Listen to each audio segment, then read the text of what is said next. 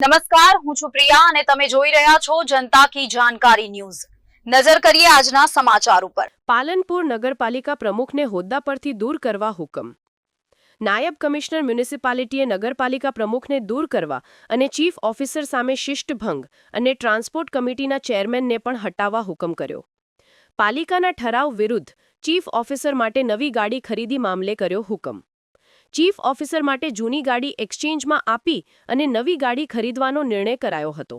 જોકે આ ઠરાવનો ભંગ કરી અને ગાડી એક્સચેન્જ કર્યા વિના 9.50 લાખની કિંમત ચૂકવી અને ખરીદી કરી હતી।